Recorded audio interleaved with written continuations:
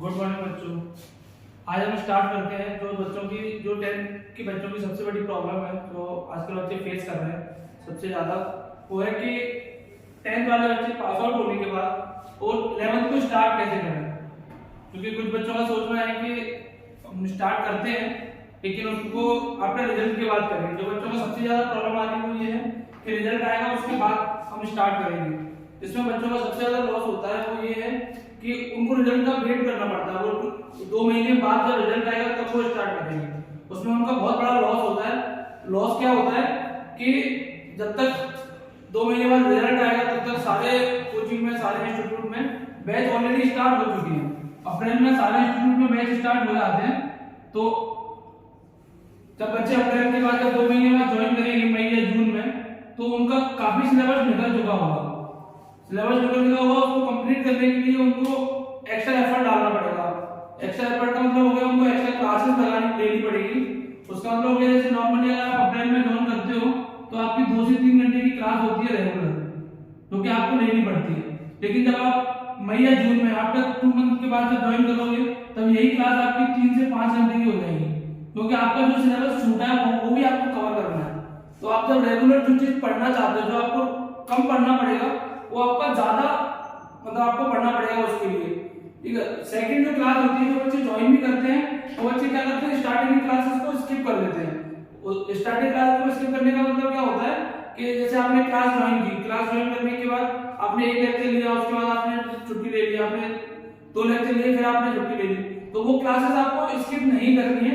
क्योंकि अगर आप क्लासेस स्किप करोगे तो आपका बैकलॉग क्रिएट हो जाएगा और आपको समझ में नहीं आएगा। तीसरी जब स्टार्टिंग क्लासेस की बात करते हैं, तीसरा जो पॉइंट अपना वो ये है कि स्टार्टिंग क्लास सीरियस नहीं लेते हैं। छुट्टी ले ली या वो सोचते हैं कि ठीक है क्लास ले ली हमने, हमको घर पर पढ़ने की जरूरत नहीं है क्योंकि अभी तो हमने जस्ट 10th का एग्जाम दिया है, एग्जाम देने के बाद अभी तो हमने 12th में एंटर ही किया है। तो 10th से 12th का सिलेबस बहुत ज्यादा होता है। उसके लिए आपको मेंटली भी पेपर होना पड़ेगा और आपको कुछ अपने रूल्स या कुछ अपने स्टैंडर्ड्स फॉलो करने पड़ेंगे कि ये चीजें हमको ऐसे ऐसे पढ़नी है। क्योंकि अगर आप सिलेबस की बात करते हो तो 10th से 11th का सिलेबस 3 गुना ज्यादा है, और वही आपको नीट या जेईई की आप तैयारी करोगे तो आपको 11th और 12th दोनों का सिलेबस आपको मिलेगा नीट और जेईई की। ठीक है, उसके अलावा अगर हम नोट्स की बात करते हैं, जैसे बच्चे क्लास अटेंड तो करते हैं लेकिन क्लास में प्रेजेंट नहीं होते। ठीक है, क्लास अटेंड कर ली उसके बाद लीव कर जाते हैं बीच में से, या क्लास अटेंड करने के बाद वो घर पे स्टडी नहीं करते, घर पे अपना रिवीजन नहीं करते, तो वो भी बहुत ज्यादा इंपॉर्टेंट है। उससे भी बहुत ज्यादा फर्क पड़ता है। क्योंकि अगर आप नोट्स नहीं बनाओगे या घर पे जाके आप रिवीजन नहीं करोगे तो चीजें आपको समझ में नहीं आएंगी। और जो भी क्लासेस आपकी चल रही हैं उसका 24 आवर्स के बाद आपको रिवीजन करना कंपलसरी है। अगर आप रिवीजन नहीं करोगे नेक्स्ट डे आप क्लास लोगे, नेक्स्ट डे की क्लास में आपको समझ में नहीं आएगा कि क्या पढ़ाया है, और नेक्स्ट डे फिर आपको रिवीजन करना है।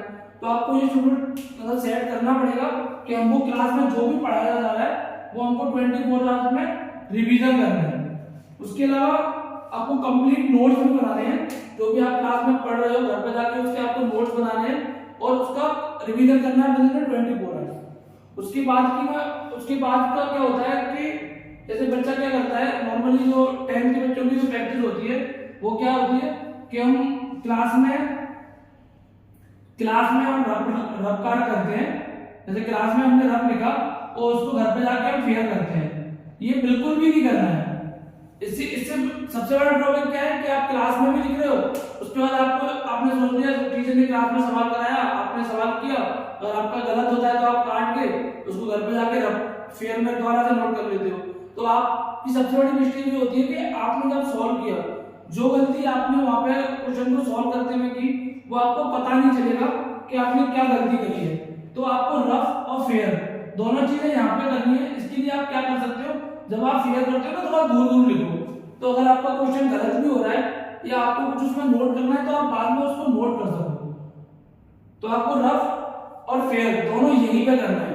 रफ तो कुछ होता ही नहीं है बेसिकली, आपको फेयर में ही करना है। अगर आपका कुछ गलत हो रहा है तो आप उसको एक ऐसे मार्क लगा दो कि ये मेरा गलत है, देन उसमें नीचे कहीं नोट कर लो। तो जब आप उसका रिवीजन करोगे तो आपको पता रहेगा कि इस टाइम पे मैंने क्या मिस्टेक करी थी।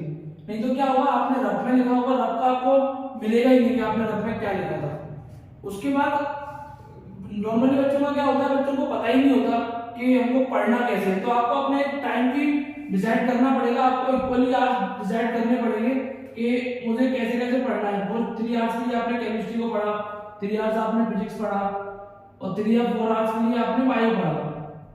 तो 3 या 4 आवर्स के लिए अगर जेई के बच्चे हैं तो उन्होंने मैथ पढ़ा। तो ये टाइम आपको सेट करना पड़ेगा, ये टाइम आपको देना पड़ेगा, क्योंकि ये 10th नहीं है बेटा। आप 10th में नहीं पढ़ रहे हो, आप 11th की तैयारी कर रहे हो, जो कि आपको नीट और जेई की तैयारी कर रहे हो। तो ये टाइम आपको देना पड़ेगा, आपको सेट होना पड़ेगा। आप कैसे टाइम देते हो वो आप पे डिपेंड करता है, लेकिन ये कंपलसरी आपको 3 आवर्स मतलब 15 आवर्स की आपको स्टडी करनी ही पड़ेगी। उसके बाद अगर हम बात करते हैं तो जो कुछ बच्चों के साथ जो प्रॉब्लम आती है वो आती है कि मल्टीपल ट्यूशंस की। बहुत सारे बच्चे ऐसे होते हैं जो मल्टीपल ट्यूशंस भी लेते हैं, वो सबसे बड़ा ड्रॉबैक है। उससे क्या होता है, जैसे आप नॉर्मली अगर कोई बुक भी पढ़ते हो तो हर टीचर का या हर राइटर का अपना एक पर्सनल थॉट होता है, वो उस हिसाब से पढ़ाता है। तो आपके जो कॉन्सेप्ट होते हैं वो भी मतलब समझ में नहीं आता आपको कि हम किस तरह से आप डाउटफुल हो जाते हो। आपने किसी से पढ़ा एक टॉपिक, वही टॉपिक आप दूसरे टीचर से पढ़ रहे हो, तो वो आपको मतलब आप डाउट में हो जाओगे, आपको समझ नहीं आएगा। ऐसा मेरे साथ भी हुआ जब मैं 11th-12th में स्टडी करता था। तो अगर हम जैसे मेरे को टीचर से टॉपिक समझ में नहीं आया, मैं दूसरे टीचर पे जाके मैंने स्टडी करी, तो मेरे जो टॉपिक जो थोड़े बहुत बनते थे, जो कॉन्सेप्ट में बनाता था, वो डाउट में चले जाते थे, मतलब समझ में नहीं आता था कि अब मैं क्या करूँ, तो दोनों में क्या पढ़ना है। तो आपको मल्टीपल ट्यूशंस बिल्कुल भी नहीं लेना है। आपको अपने जिस पे भी आप पढ़ रहे हो, जहाँ पे भी आप पढ़ रहे हो, अगर वो टीचर्स आपको पढ़ा रहे हैं तो उनको बहुत ज्यादा नॉलेज होगा, तभी आपको पढ़ा रहे हैं, नहीं तो वो आपको पढ़ाते नहीं और शायद आप भी नहीं पढ़ते उनसे। तो आपको थोड़ा ट्रस्ट करना है उन पे कि वो हमको जो पढ़ा रहे हैं वो बेस्ट है, और उसी के हिसाब से आपको पढ़ाई करनी है। आपको मल्टीपल ट्यूशंस के लिए नहीं जाना है। उसके अलावा अगर हम उसके आगे की बात करते हैं, जो नॉर्मली 10th वाले बच्चों की प्रैक्टिस नहीं होती है, वो रेगुलर डीपीपी और वर्कशीट या वर्क नोट नहीं बनाते। तो आपको रेगुलर डीपीपी भी अटेंड करना है। आपको क्लास में अगर डीपीपी मिलती है तो आपको जहाँ पे भी कोचिंग में आप पढ़ रहे हो, यहाँ पे भी आप इंस्टीट्यूट में पढ़ रहे हो, वहां से आपको रेगुलर डीपीपी देनी है, वो आपको सॉल्व करनी है। उसके अलावा उन डीपीपी में अगर आपको जो भी प्रॉब्लम्स आती हैं, जो भी आपको प्रॉब्लम आ रही है, उन प्रॉब्लम को टीचर के साथ पूछना है और उनको सॉल्व करके रखना है। और आपको एक प्रॉपर डीपीपी की भी प्रॉपर नोट्स बनाने हैं कि जब आप रिवीजन करो तब आपको वो काम आए कि हमने एक्चुअली रिवीजन किया है। तो जो डीपीपी में आपके क्वेश्चंस गलत होंगे, वो आप जब सेकंड टाइम रिवीजन करोगे तो उन क्वेश्चंस पे आपका ज्यादा फोकस रहेगा। तो डीपीपी के नोट्स भी जरूरी है, वो भी आपको बनाने हैं। उसके अलावा अगर हम नॉर्मली बात करते हैं तो बहुत सारे बच्चे होते हैं जो अपनी बुक्स पे भी कॉन्सेंट्रेट नहीं कर पाते, इसकी बुक पढ़ लेते हैं, उसकी बुक पढ़ लेते हैं, ये वाली बुक ले लेते हैं। तो बेटा आपको जो आपको पढ़ाया जा रहा है ना, जो कोचिंग जहाँ पे भी आप पढ़ रहे हो, वो अगर आपको कोई नोट्स अगर दे रहे हैं तो उन्होंने ऑलरेडी इतना रिसर्च किया होगा, ऑलरेडी इतना टाइम डिवोट किया होगा, और ऑलरेडी इतने नोट्स सारे टीचरों के देखे होंगे, उसके बाद उन्होंने कुछ नोट्स फाइनल किए होंगे। तो आपको इस चीज में अपना टाइम खराब नहीं करना है कि हम इसके नोट्स पढ़ते हैं, उसकी नोट्स पढ़ते हैं, या ऐसा ये वाली बुक ले लेते हैं, वो वाली बुक ले लेते हैं। जो भी नीट या जेईई में जो भी सिलेबस आता है वो एनसीईआरटी के अकॉर्डिंग ही आता है। अगर आपने पूरी अपनी एनसीईआरटी पढ़ ली ना, तो आपको किसी भी नोट्स की कोई जरूरत नहीं है। इसलिए आपको इंस्टीट्यूट से या कोचिंग से जो नोट्स मिल रहे हैं, आपको ट्रस्ट करना है और उन्हीं नोट्स को आपको पूरा कराना है। अगर आप उन नोट्स को पूरा कर लोगे ना एक बार, तो इस श्योरिटी के साथ कह रहा हूँ, आपको 95% से ऊपर आपके मार्क्स आएंगे, और आपको जेईई या नीट में एडमिशन, जेईई या नीट में टॉप करने से आपको कोई भी नहीं रोक सकता। उसके बाद जो सबसे इंपॉर्टेंट चीज है वो ये है, जो नॉर्मल 10th वाले बच्चों के साथ प्रॉब्लम्स आती है, जब बच्चा 10th करके आता है ना, तो उसको थोड़ा ऐसा फील होता है कि हम बड़े हो गए हैं, उनकी डिस्ट्रैक्शन बहुत ज्यादा हो जाती है।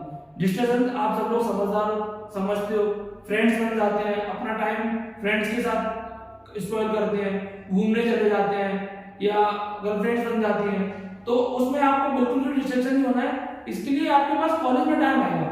ये चीजें कॉलेज के लिए आप छोड़ो, ये चीजें कॉलेज में जब आप कॉलेज में पहुंच जाओगे, एक बार आप जब नीट या जेईई का एग्जाम क्रैक कर लोगे, फिर जब आप कॉलेज ज्वाइन कर लोगे, तब आप अच्छे से फ्रेंड सर्कल बनाना, अच्छे से घूमना, जो भी मौज मस्ती करनी है, आपके पास सिर्फ 2 इयर्स है, 11th और 12th।